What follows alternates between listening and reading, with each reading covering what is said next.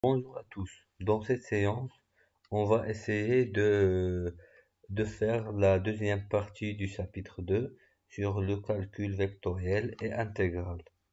Donc le plan de cette partie est le suivant. On va faire l'intégrale d'une surface, le calcul de surface, le flux d'un son de vecteurs à travers une surface et on va finir par le théorème de Stokes et le théorème d'Orthogradsky. On commence d'abord par la propriété suivante. Donc, on définit le compact. Donc, les compacts, c'est quoi les compacts? Les compacts sont les fermés bornés de R2 ou de R3. En général, un ensemble est un compact si et seulement si il est fermé et borné dans un espace de dimension finie. Par exemple, les compacts de R2 sont les fermés bornés de R2. Et les compacts de R3 sont les fermés bornés de R3. Et on dit qu'un compact K de R est régulier si son bord, c'est-à-dire le contour de K, noté dk, est une courbe de classe C1 par morceau. Donc si le bord de K est de classe C1 par morceau, alors on dit que K est régulier. Et on a la définition suivante. Soit K un compact régulier et soit dk le bord de K ou le contour de K ou la frontière de K. On note par dk plus le bord de K orienté tel que l'intérieur de K se trouve toujours à gauche de dk, comme le montre la figure ci-dessus. Donc voilà la figure. Donc voilà le fermé borné, c'est-à-dire le compact K. Et voilà la frontière de K. Et qu'est-ce qu'on dit? Le bord de K, dk+, est le bord de K orienté tel que l'intérieur de K se trouve toujours à gauche de dk. Donc, voilà le bord de K se trouve à gauche de dk. Donc, voilà l'intérieur de K se trouve à gauche de dk. C'est-à-dire, on applique la règle de la main droite. Donc, voilà un petit homme, voilà ses yeux, il regarde dans notre direction et voilà sa main droite. Donc, si ce petit homme regarde dans notre direction, alors sa main droite c'est là et sa main gauche c'est là. Donc, la règle de la main droite c'est quoi?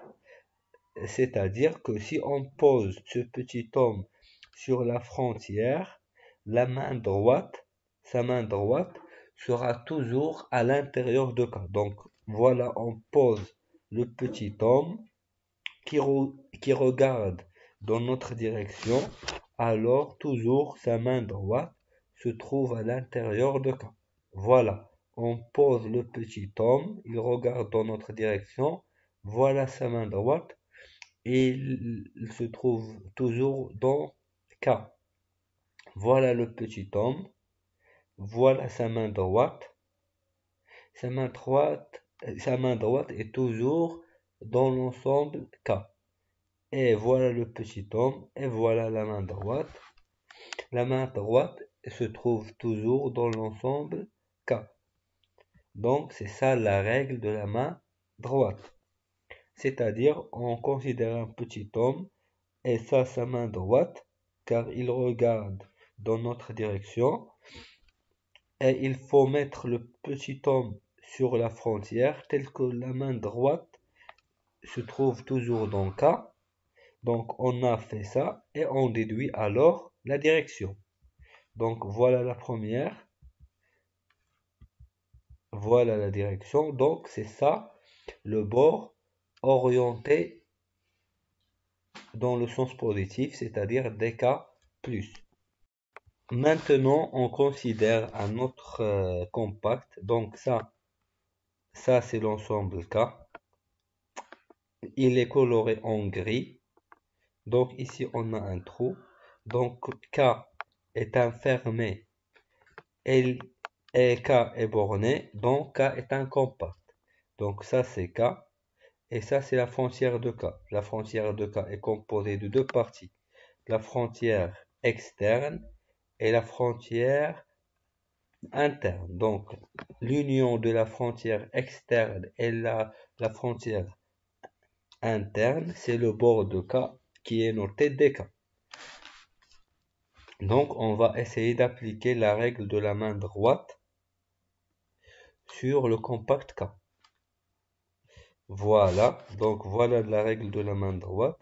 Donc, on pose ici, il regarde dans notre direction, voilà sa main droite, elle se trouve dans notre direction. Donc voilà le petit homme, il regarde dans notre direction, voilà sa main droite. Voilà le petit homme, il regarde dans notre direction, voilà sa main droite.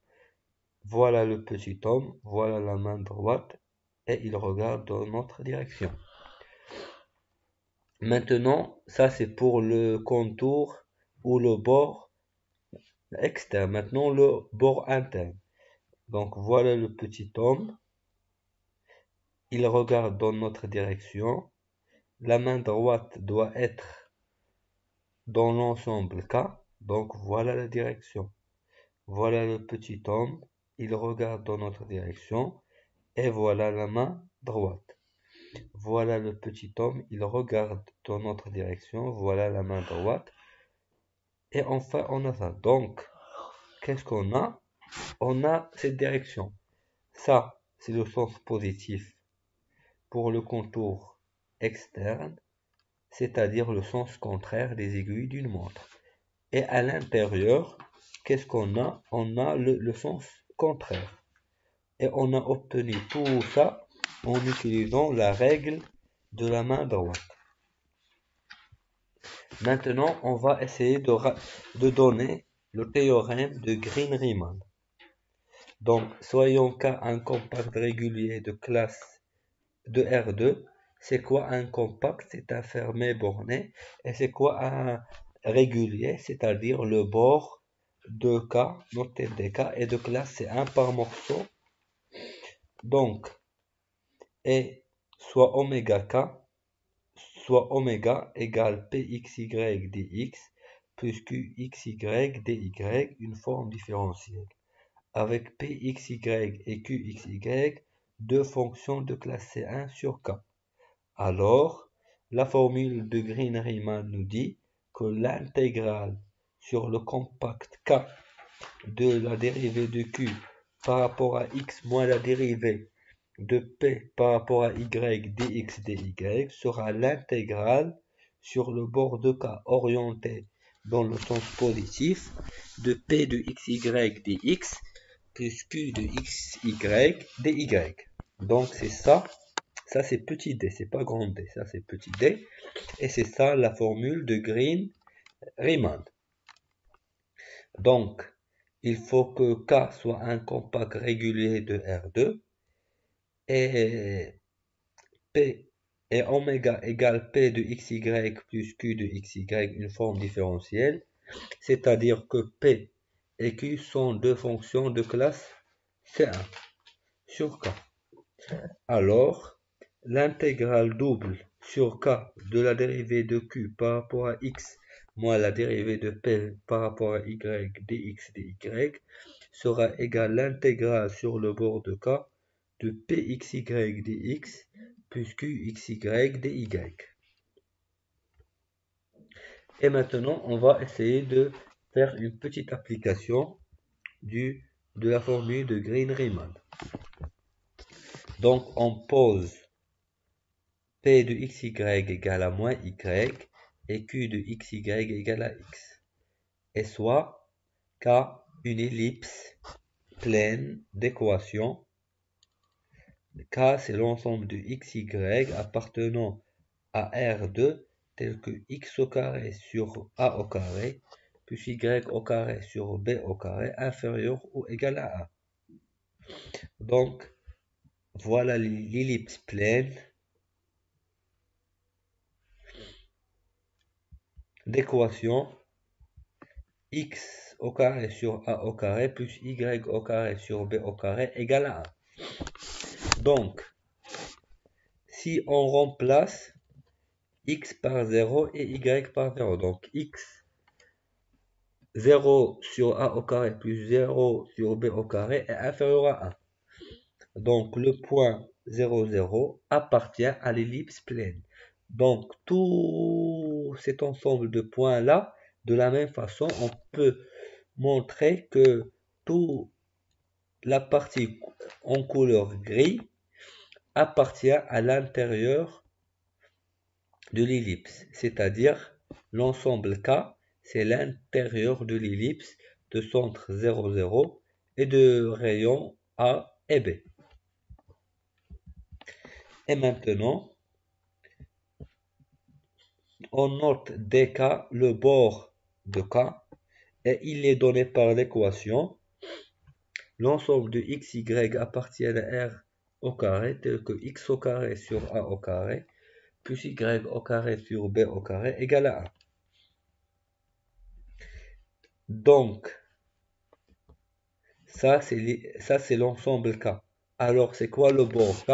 Le bord de K, c'est l'ellipse qui est la frontière de l'ellipse pleine, c'est-à-dire l'ellipse de centre 0, 0 et de rayon A et B.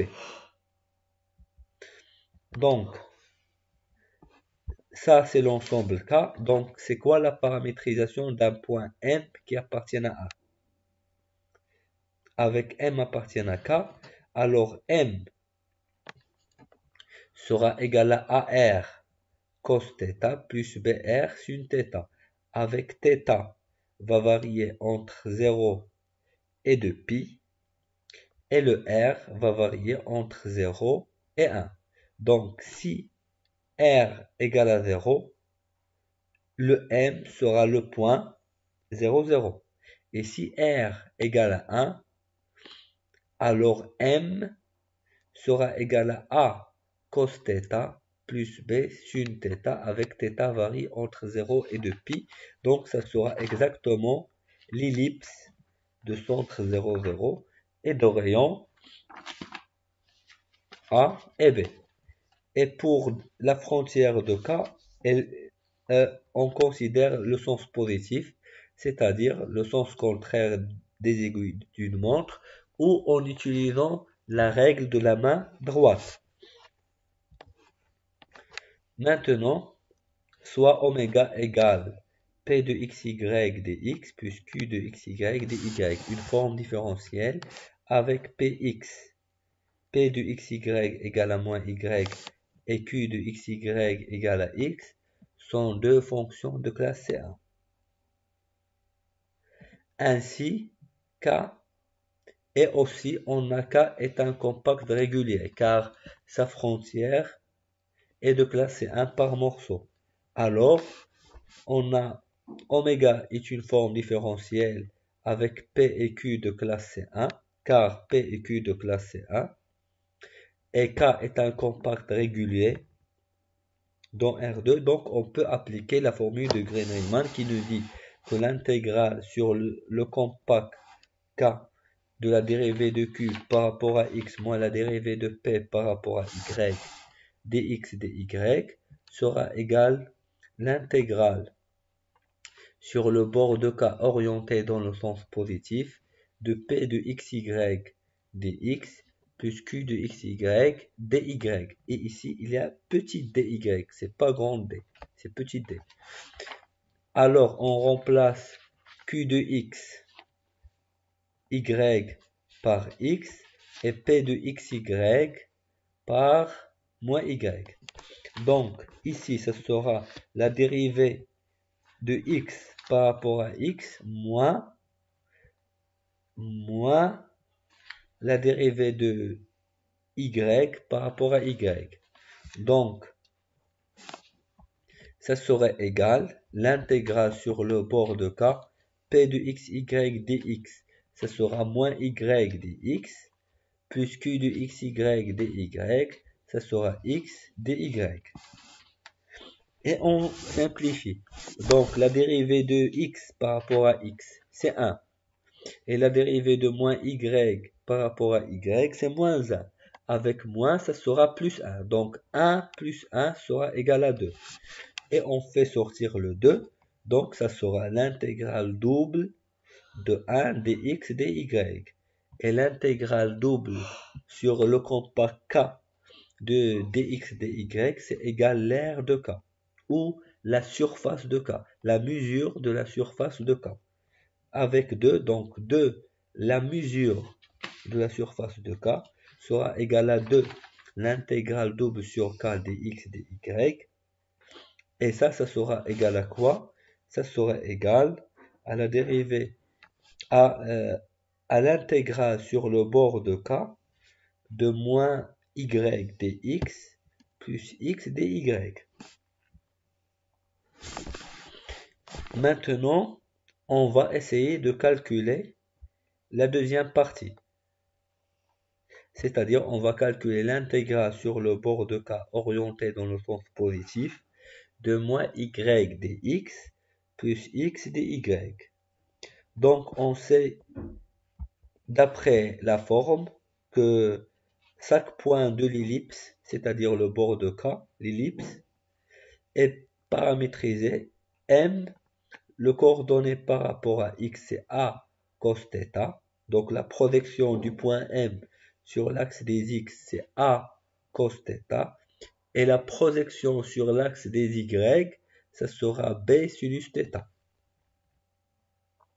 Ça veut dire que x sera égal à a cos θ et y sera égal à b sin θ, avec le θ varie entre 0 et 2π.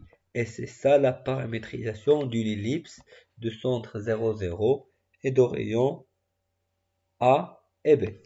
A pour l'axe des X et B pour l'axe des Y.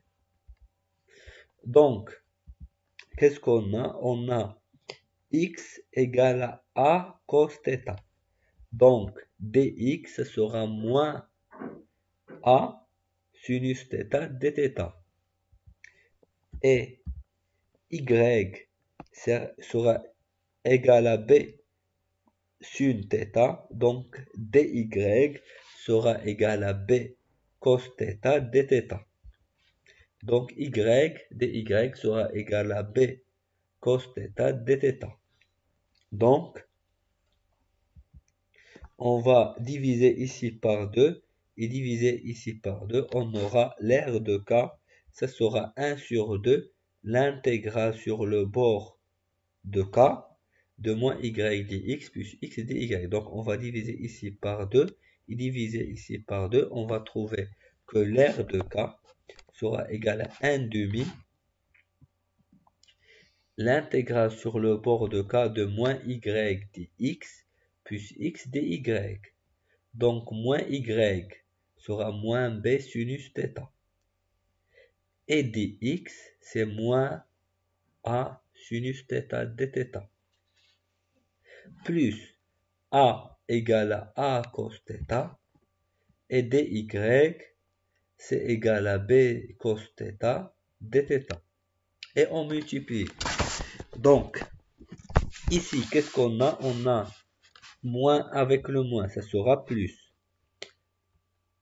A fois B, c'est AB. Et A fois B, ça sera AB. Donc, on va factoriser avec AB. Donc, on aura ici AB sur 2. Et ici, qu'est-ce qu'on a? On aura sinus θ au carré, plus, j'ai oublié ici de mettre plus, cosinus de θ au carré. Donc, sinus de θ au carré plus cosinus de θ au carré, ça sera égal à 1. Car on sait que le sinus de θ au carré plus cos θ au carré égale toujours à 1 pour tout θ, entre 0 et 2π. Donc, on va remplacer sinus θ au carré. Ici, j'ai oublié plus. Ici, il faut mettre plus. Cos θ au carré sera égal à 1. Donc ça sera égal à AB sur 2, l'intégrale entre 0 et 2π de 1 dθ. Et l'intégrale entre 0 et 2π de 1 dθ, c'est égal 2π.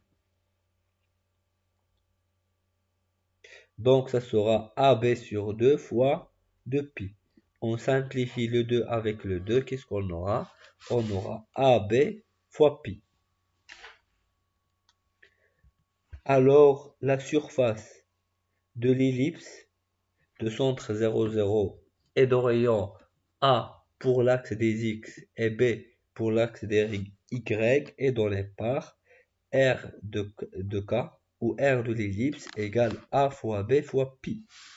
Maintenant, si on suppose que A égale à B, donc si A égale à B, alors l'ellipse va devenir un cercle de centre 0 et de rayon R. Et c'est ça.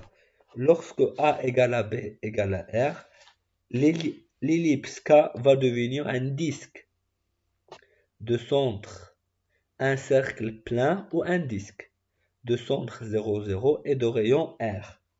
Sa surface est donnée, l'aire du disque, ce sera pi fois R ou pi fois R au carré. Et ainsi, on a retrouvé la surface d'un disque de centre 0 et de rayon R. Et ça, c'est la surface d'une ellipse de centre 0 et de rayon A et B.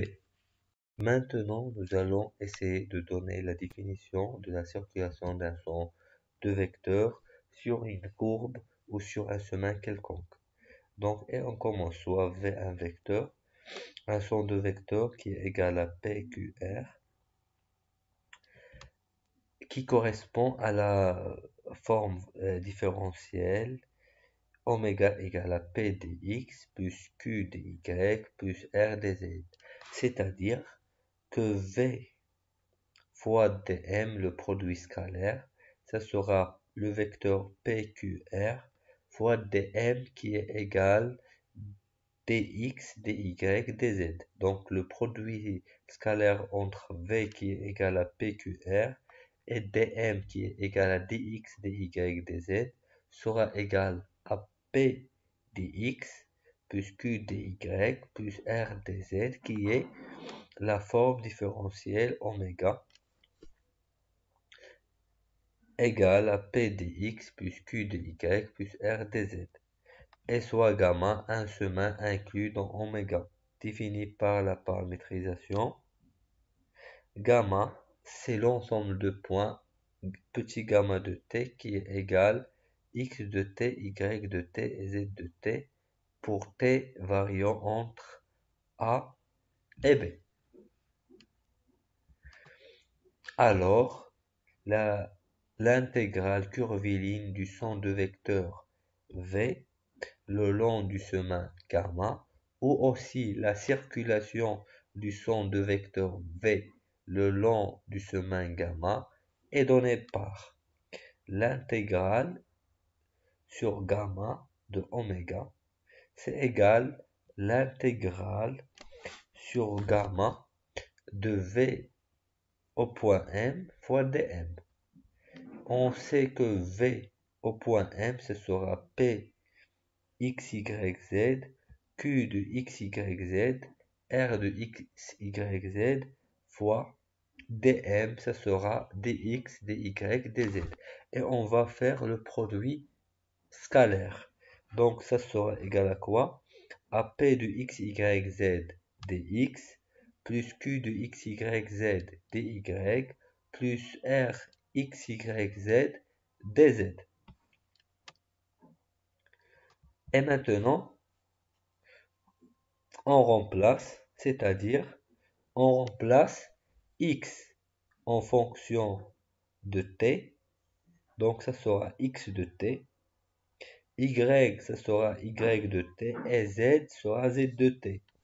Alors dx ça sera x' de t d de t plus q de x, y, z sera égal à q de x de t, y de t, z de t, et dy, ce sera y' de t, d de t, car y est une fonction de t, donc dy, ce sera la dérivée de y de t, ce sera y' de t, d de t. La même chose pour r de x, y, z, dz, ce sera r de x de t, y de t, z de t, et dz, ça va devenir z' de t, d de t.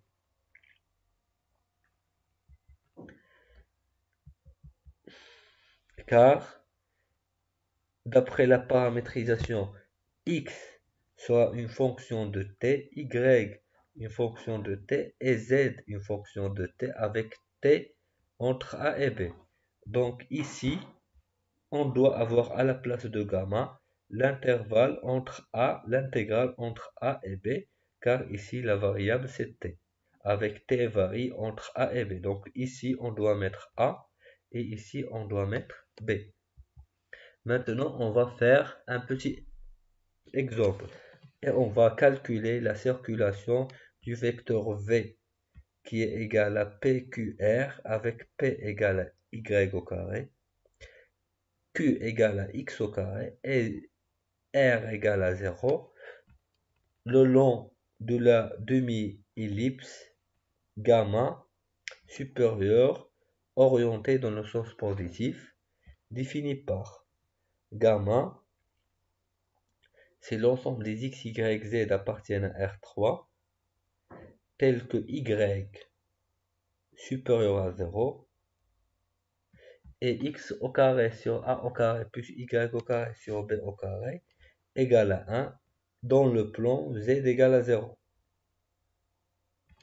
Donc, on va voir la représentation. Donc, alors, on sait que la paramétrisation d'une ellipse x au carré sur a au carré plus y au carré sur b au carré égale à 1. Alors, la paramétrisation est donnée par x sera égal à a cos θ, y sera égal à b sin θ, et puisque z égale à 0, alors z va rester égal à 0, avec θ va varier entre 0 et pi, car le y doit être positif.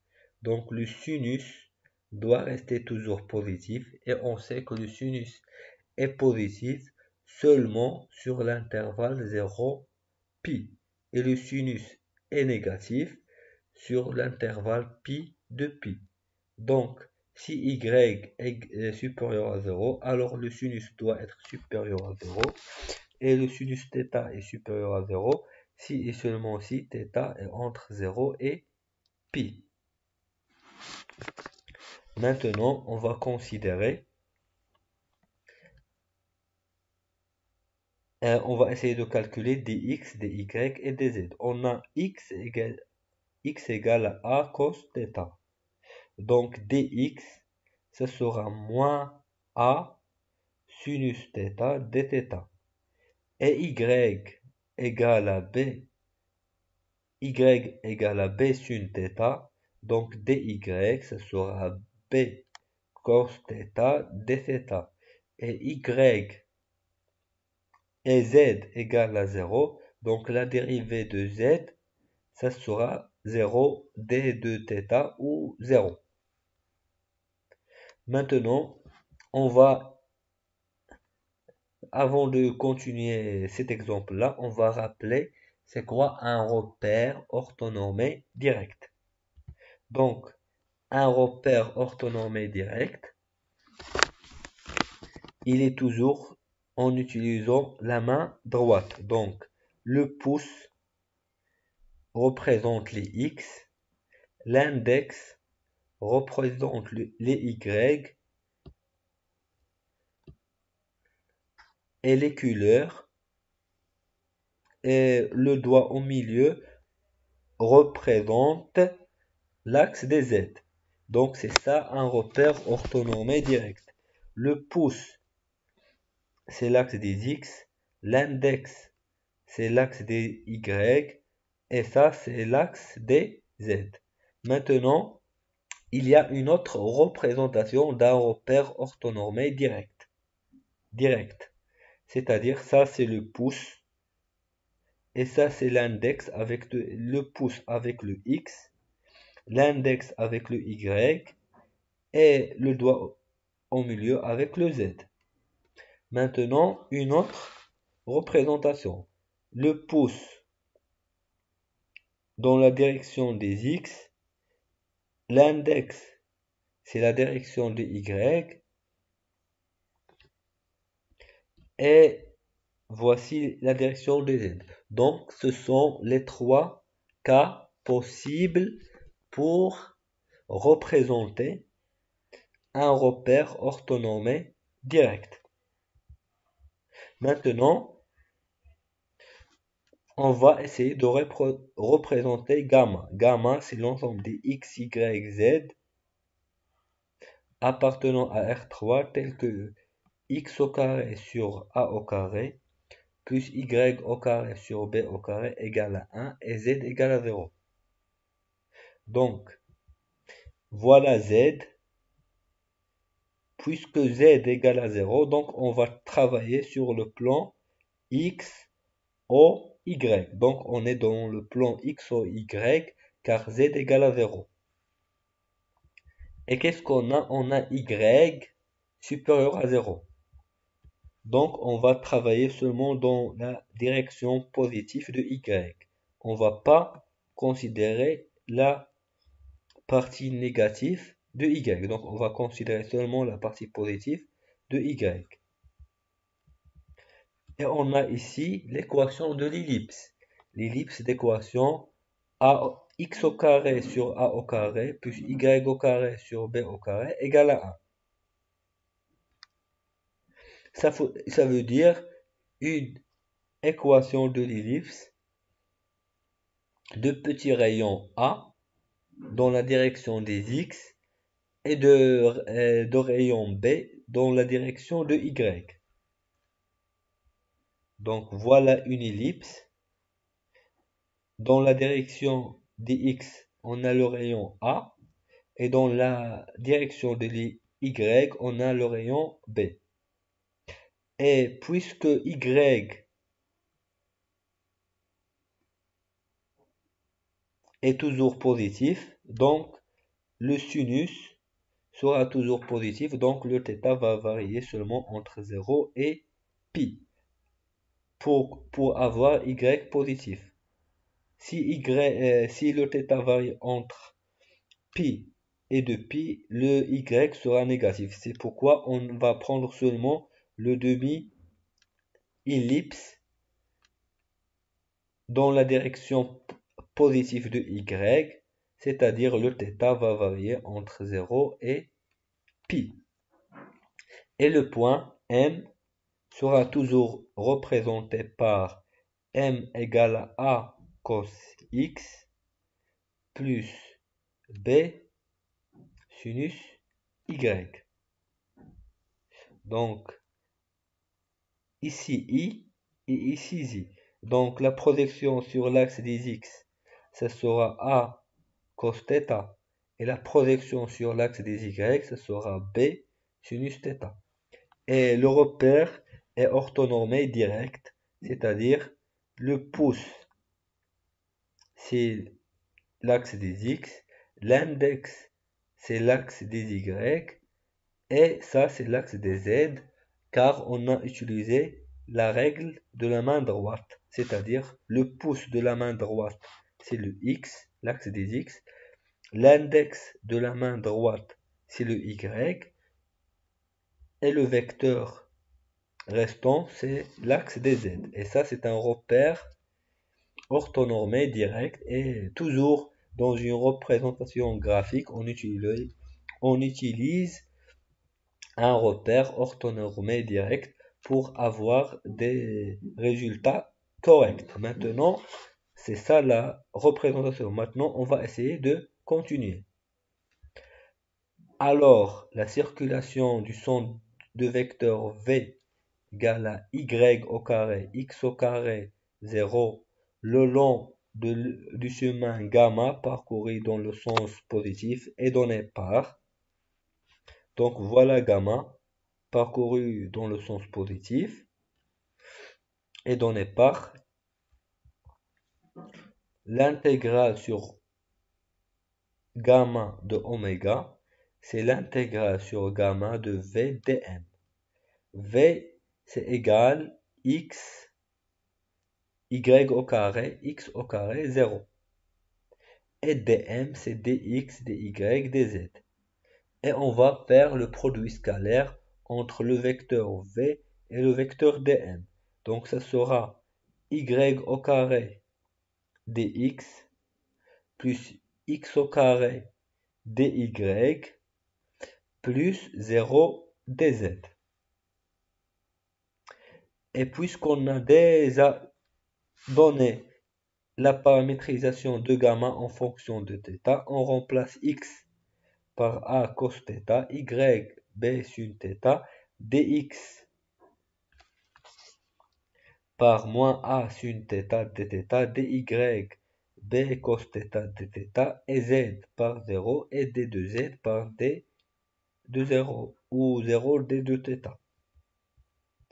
On aura y au carré, ça sera b sinus θ le tout au carré, fois dx, ça sera moins a sin θ dθ, plus x au carré, ça sera a au carré cos θ au carré, dy, ça sera b cos θ dθ, plus 0 dz, ça sera 0.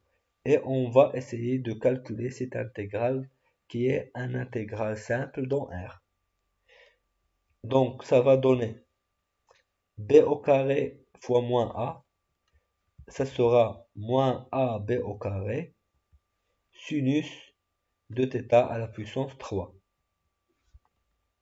d de θ, avec θ varie entre 0 et pi, plus b fois a au carré cos θ à la puissance 3, d de θ. Maintenant, on va essayer de simplifier.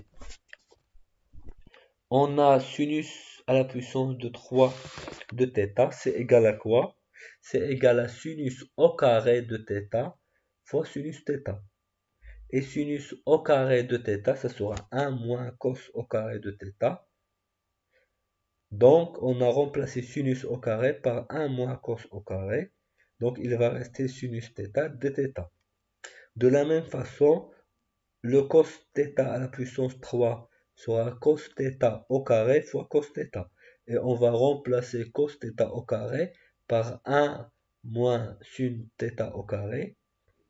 Et il va rester cos θ dθ. Avec θ, ici, varie entre 0 et pi. Je vais essayer de changer ça. Ça, c'est entre 0 et pi. Et ça aussi entre 0 et pi. Donc, on calcule. Donc, sinus de θ fois 1 sera sinus θ, moins cos θ au carré sin θ, c'est moins cos θ au carré fois sin θ, le tout dθ, avec θ varie entre 0 et pi, plus a au carré fois b, l'intégrale entre 0 et pi, c'est pas l'intégrale sur gamma,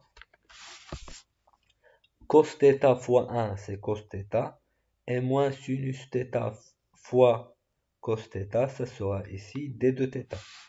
Et ces fonctions sont faciles à calculer la primitive. On sait que la primitive de sinus, c'est moins cosinus, car moins cosinus prime, c'est sinus. Et, la primitive de moins cos θ au carré sin θ, ce sera cos θ à la puissance 3 sur 3. Car si on dérive cette fonction-là, ça sera 3 va se simplifier avec 3. Et il va rester cos θ au carré fois cos θ prime, c'est moins sinus θ. Plus a au carré fois b. La primitive du cosinus, c'est le sinus. Et la primitive de sinus au carré de θ fois cos θ, c'est sinus à la puissance 3 de θ sur 3, avec θ varie entre 0 et pi. Et on remplace. Donc, le cos de θ, le cos de pi, c'est moins 1, avec le moins c'est 1. Et le cos de pi à la puissance 3, c'est moins 1 à la puissance 3, c'est moins 1 sur 3, moins. Le cos de 0, c'est 1. Avec le moins, c'est moins 1. Et le cos de 0, c'est 1. Sur 3, c'est 1 sur 3. Plus a au carré fois b. Le sinus de pi, c'est 0. Et le sinus à la puissance 3 de pi, c'est 0. De même, on a le sinus de 0 égale à 0. Et le sinus à la puissance 3 de 0, c'est 0. Donc, la deuxième quantité sera être égale à 0. Et la première quantité, 1 plus 1, c'est 2. 1 sur 3, moins 1 sur 3, moins 1 sur 3, donc ça sera 2, moins 2 sur 3. 2 moins 2 sur 3, ça sera 4 sur 3. Donc 4 sur 3 fois moins AB au carré, ça sera 4 sur 3 avec un moins AB au carré. Maintenant, on considère les définitions suivantes. Soit oméga un domaine. C'est quoi un domaine? C'est un ensemble de mesures finies. Par exemple, soit oméga un domaine de R2, c'est-à-dire soit oméga un ensemble de mesures finies de R2. Soit phi une application de oméga inclus dans R2 à valeur dans R3. On appelle surface sigma l'image par phi de oméga et on note que sigma est l'image par l'application phi de l'ensemble oméga. Donc si on dit qu'une surface est l'image par phi de sigma, on peut écrire que sigma c'est égal à phi de oméga, de l'ensemble oméga. Une autre définition, soit sigma, une surface définie par la paramétrisation. Phi est une application de oméga à valeur dans R3, tel que pour tout UV appartenant à oméga, l'image de UV, ça sera phi de UV. Puisque phi de UV appartient à R3, elle sera écrite sous la forme x, y, z. Avec x, ça sera phi 1 de UV, y sera phi 2 de UV, et z sera phi 3 de UV.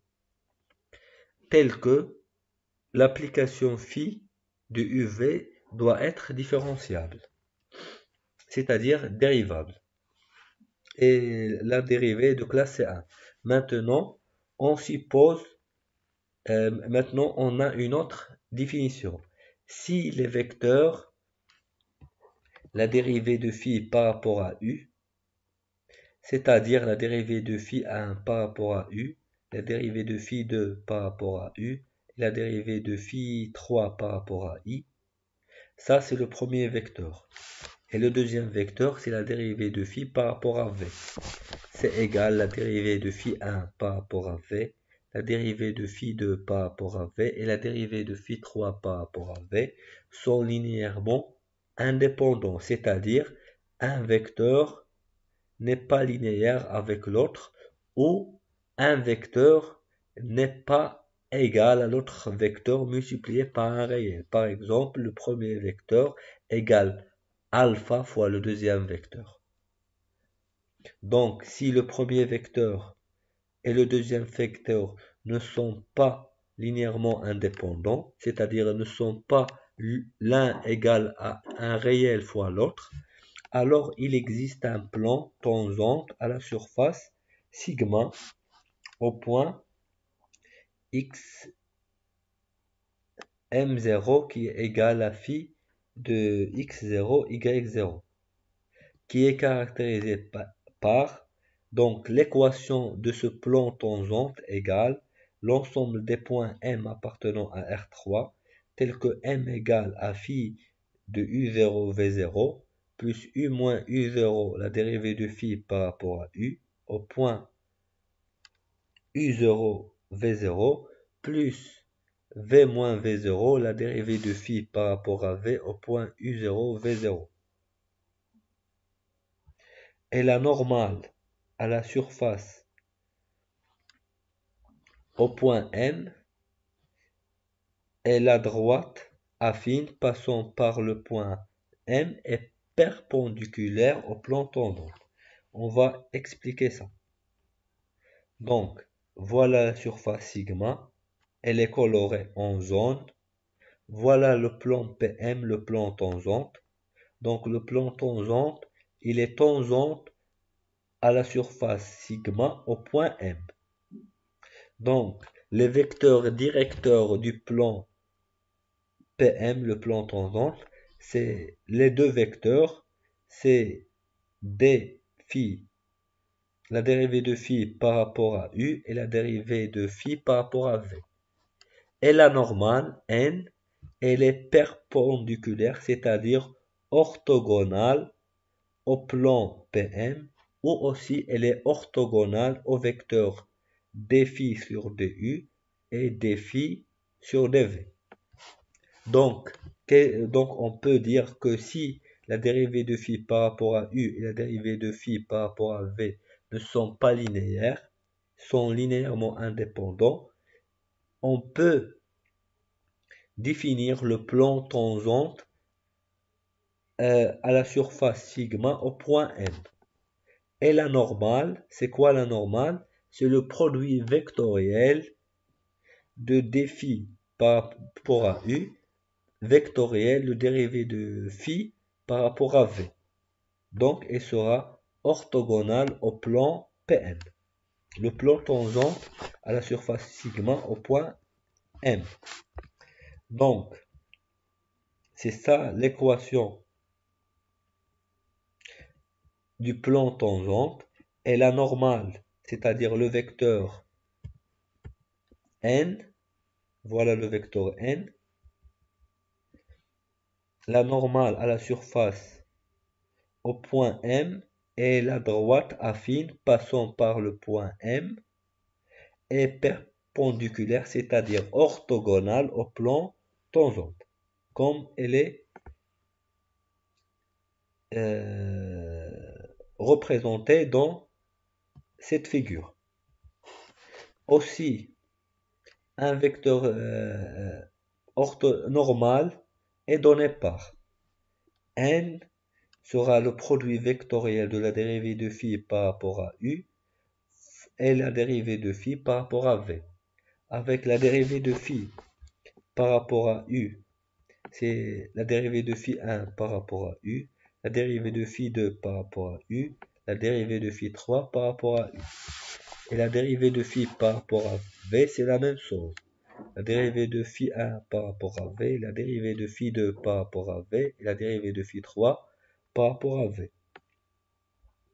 Le vecteur unitaire normal APM est donné par la formule. On sait que le vecteur unitaire, la norme du vecteur unitaire, égale à 1. Donc on peut l'obtenir à partir au grand N en divisant le vecteur n par la norme du vecteur n. Donc le vecteur unitaire normal APM est donné par la formule suivante. Petit n de UV, c'est égal la normale n de UV qui est le produit vectoriel dφ sur du vectoriel dφ sur dv, divisé par la norme de ce vecteur normal. Si n est perpendiculaire au plan, alors pour tout point M, x, y, z, et M0 X0 Y0 Z0, on a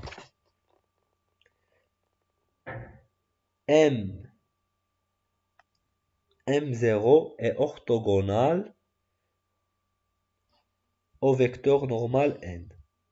C'est-à-dire que x moins x0, y moins y0 et z moins z0, ça c'est MM0, produit scalaire fois le vecteur n égale à 0. Dans le cas où la surface fermée, est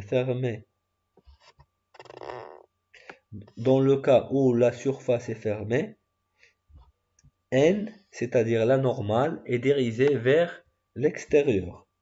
Donc si on a une surface fermée, comme par exemple la sphère, alors la normale unitaire est toujours orientée vers l'extérieur. Dans le cas d'une surface ouverte, on applique la règle de la tire-bouchon ou la règle de la main droite qu'on a vue dans les cours de physique. Donc voilà le plan tangent à la surface sigma au point M, et voilà le vecteur normal qui est orthogonal à la surface sigma au point M, et aussi elle est orthogonale au plan tangente au point M, et n est donné par le produit vectoriel de la dérivée de phi par rapport à u et la dérivée de phi par rapport à v. Et maintenant, on va donner un petit exemple. Donc, on va essayer de déterminer l'équation cartésienne du plan tangente P à la surface sigma. Donc, si on considère la paramétrisation phi de xy égale à xy f de xy. Alors, une méthode facile pour déterminer l'équation de la tangente, c'est quoi? C'est on va utiliser le fait que m0 est orthogonal à n. Qu'est-ce que ça veut dire? Ça veut dire que x moins x0, y moins y0, z moins z0 fois le produit scalaire de n égale à 0. Ça, on peut l'écrire sous une autre forme, avec n égale le produit de la dérivée des phi par rapport à u et la dérivée de phi par rapport à v. Cette écriture-là, on peut l'écrire sous une autre forme, c'est-à-dire, ça c'est le vecteur m moins m0. Et ça, c'est la dérivée de phi par rapport à la première variable, et ça, c'est la dérivée de phi par rapport à la deuxième variable. Donc, on peut obtenir l'équation cartésienne du plan tangente P au point x0, y0 en utilisant la formule suivante. C'est-à-dire, si la paramétrisation phi égale à phi 1, phi 2, phi 3, alors l'équation de la tangente est donnée par x moins phi 1, y moins phi 2 et z moins phi 3 de la dérivée de phi par rapport à x, la dérivée de phi par rapport à y dans la troisième colonne, et on calcule le déterminant. Et dans cet exemple-là, phi 1 sera x0, phi 1 de x0, y0 sera x0, phi 2 de x0, y0 sera y0, et phi 3 de x0, y0 sera f de x0, y0. La dérivée de f par rapport à x sera égale à 1. La dérivée de f de phi 2 par rapport à x sera égale à 0. Et ici, ça sera la dérivée de f par rapport à x au point x0, y0. De la même façon, la dérivée de phi 1 par rapport à y, ça sera 0. La dérivée de phi 2 par rapport à y, ça sera 1. Et la dérivée de phi3, c'est la dérivée de f de xy où x0, y0 par rapport à y. Le déterminant de cette matrice-là égale à 0. Donc, si on remplace, on aura ici x moins x0 qui est égal à phi1 de x0, y0, y moins phi2, c'est-à-dire y moins y0, et z moins phi3, c'est-à-dire z moins f au point x0, y0. Et ici, on aura 1, 0, la dérivée de f par rapport à x au point x0, y0. Et ici, ça sera 0, 1, la dérivée de f par rapport à y au point x0, y0. Donc, on calcule le déterminant qui est égal à 0 et on déduit l'équation suivante. Donc, on aura z moins f de x0, y0 sera égal à x moins x0 fois f, la dérivée de f par rapport à x au point x0 plus y0, plus y moins y0, la dérivée de f par rapport à y au point x0, y0. Et ça, c'est exactement l'équation de la tangente qu'on a donnée dans le cours. L'équation du plan tangente qu'on a donnée dans le cours. Maintenant, on va essayer de donner le théorème qui nous permet de calculer la mesure ou l'aire d'une surface. Donc, soit sigma une surface non plan, alors l'aire de la surface ou la mesure de la surface est donnée par le théorème suivant. Soit sigma une surface non plan définie par la paramétrisation phi de oméga dans R3, c'est-à-dire que sigma égale à phi de oméga, avec phi est une paramétrisation différentielle. On note TU de UV, ça sera la dérivée de phi par rapport à U au point UV, c'est la dérivée de phi 1 par rapport à U au point UV, la dérivée de phi 2 par rapport à U au point UV et la dérivée de phi 3 par rapport à U au point UV. Et aussi on note TV de UV qui est la dérivée de phi par rapport à V au point UV.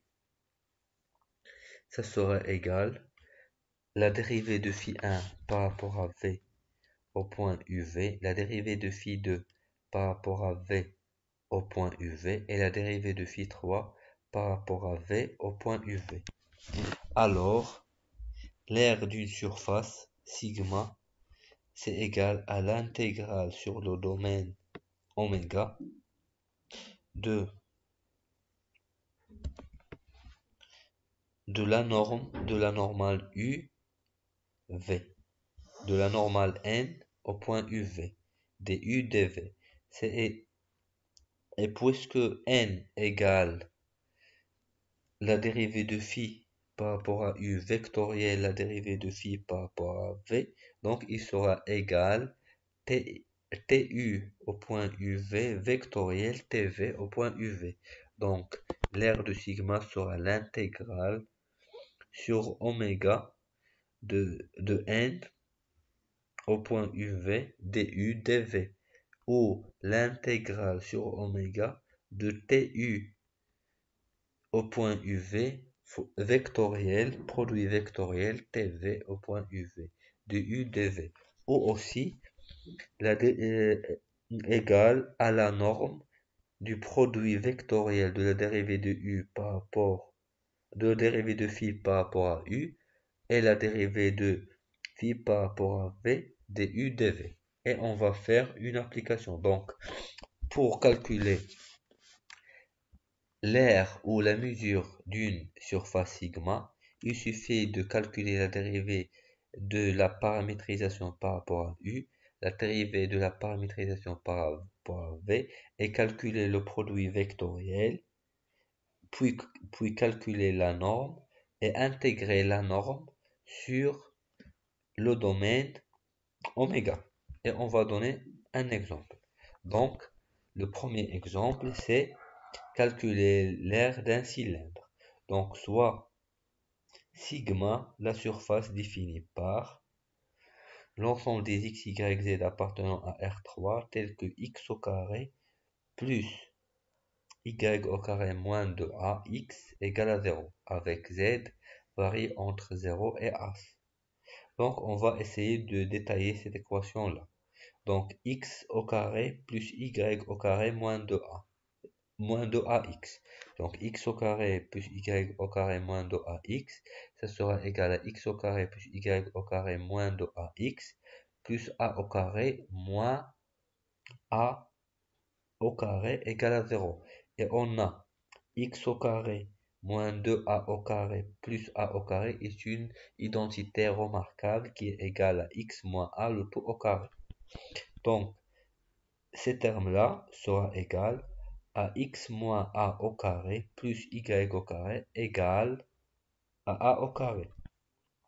Et ça, c'est l'équation d'un cercle de centre A0 et de rayon A. Ainsi, et puisque le z, donc ça c'est l'équation d'un cercle, et puisque le z varie entre 0 et as, donc ça sera un cylindre. Ainsi, sigma est un cylindre dont la base, dans le plan XOY, est un cercle de centre A, 0 et de rayon A, et de hauteur H, car le Z varie entre 0 et H. Et ainsi, en coordonnées polaires, on obtient les paramétrisations suivantes. Donc, la paramétrisation la plus facile pour un cylindre, ce sont les coordonnées polaires. Car x sera égal à A plus A cos θ, car le centre c'est égal à A. Y égale à 0 plus A sin θ. Et Z égale à R, car le Z va varier entre 0 et H, donc le R varie entre 0 et H. Donc voilà le cylindre. Et voilà le cercle dans la base, dans le plan X ou Y. Il est d'équation x moins a au carré plus y moins 0 au carré égale à a au carré. Donc le centre c'est A, 0, et le rayon c'est A. Et, et puisque Z varie entre 0 et H, alors la hauteur c'est égal à H. Donc ça c'est un cylindre. La représentation dans le repère orthonormé direct, c'est la suivante. Et la paramétrisation d'un cylindre de centre A0 et de rayon A et de hauteur H est donné par x égale A plus A cos θ, y égale A sin θ et z égale à 0. Pourquoi? Car le centre c'est A0. Donc ici on a mis A et ici on a mis 0.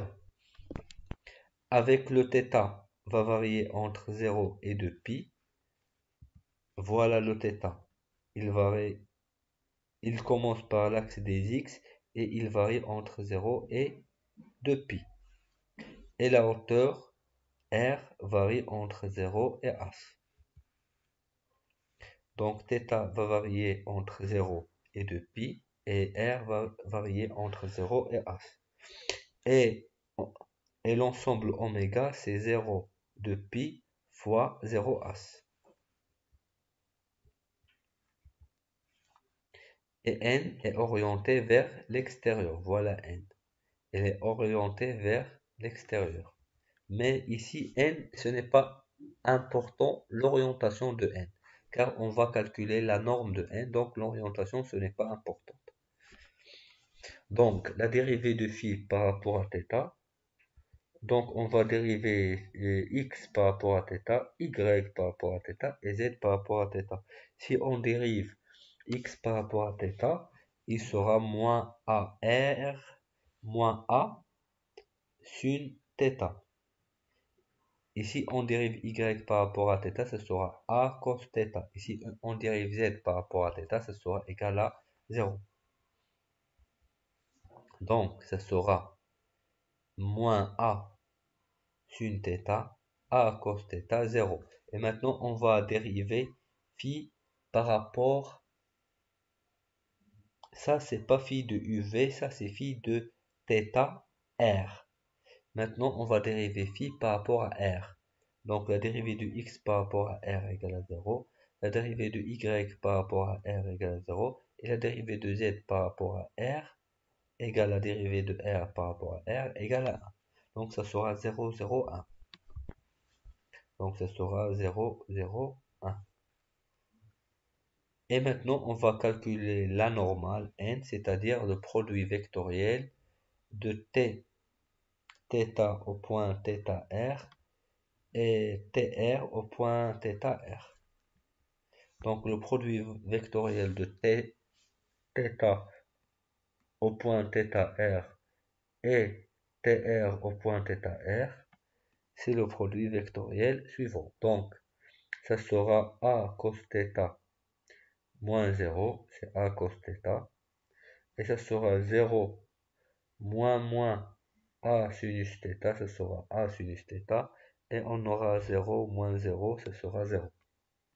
Alors, on obtient l'aire du sigma, ça sera l'intégrale double sur oméga de la norme de t θ au point θr vectoriel tr au point θr dθ dr. Et la norme de ce vecteur-là, ça sera égal racine du premier composante au carré plus deuxième composante au carré plus troisième composante au carré. Donc ça sera la racine de a cos θ au carré plus a sin θ au carré plus 0 au carré dθ dr. Et ça sera a au carré cos θ au carré. Et ça sera a au carré sin θ au carré. Donc on va factoriser avec a au carré. Donc il va rester cos θ au carré plus sin θ au carré. Et cos θ au carré plus sin θ au carré égale à 1. Donc il va rester a au carré. A au carré avec la racine, il va rester a. Donc cette quantité-là sera l'intégrale entre 0 et 2π, l'intégrale entre 0 et as de a dθ dr. Et puisque a, c'est une constante qui ne dépend pas de θ et de r, donc elle va sortir. Il va rester a fois l'intégrale entre 0 et 2π dθ fois l'intégrale entre 0 et as dr. Donc ça sera a fois as fois 2π. Et c'est ça, et ça c'est exactement la surface d'un cylindre, ou la surface latérale d'un cylindre qu'on vient de dessiner ici. Donc la surface de ce cylindre, c'est 2πr, c'est 2πa fois h, qu'on a retrouvé exactement ici, avec A, c'est le rayon de cylindre.